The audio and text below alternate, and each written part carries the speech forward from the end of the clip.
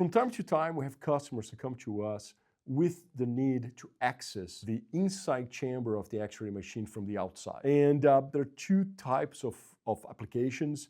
Either you need to actuate the sample inside the X-ray chamber from the outside, and those can be hoses, pipes, or even electrical wires, right? Because you need to move the sample inside in some way. Or the sample is larger than the cabinet itself, right? So somehow the sample has to go inside and outside the cabinet from side ports. So the question is how to properly design those side ports. And that's an important disclaimer that I have to make, which is don't do it yourself, right? Don't just take an X-ray cabinet, drill holes on the side, and then feed your sample through. That's the wrong way to do it. One thing that we have to take into consideration is that X-rays, when they scatter, the X-ray photons lose energy when they scatter, right? So if you open the side windows, if you just essentially drill holes on the sides of your cabinet, and the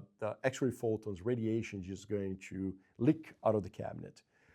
If, on the other hand, you design ways for those X-rays photons to bounce or to scatter around enough times, by the time the X-ray photons are ready to exit the cabinet, the energy of those photons is going to be so low that air and the water molecules in the air will be a great shield for it, and they will be presenting no risk outside the cabinet. So the design of those side ports, design of those access ports are extremely important.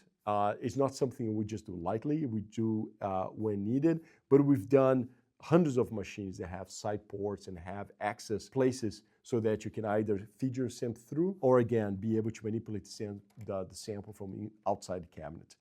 And again, if you have any more questions on how that's done, and if you have any other considerations you'd like to do, give us a call. We're always happy to help, and don't forget to click the button to subscribe. Thanks for watching.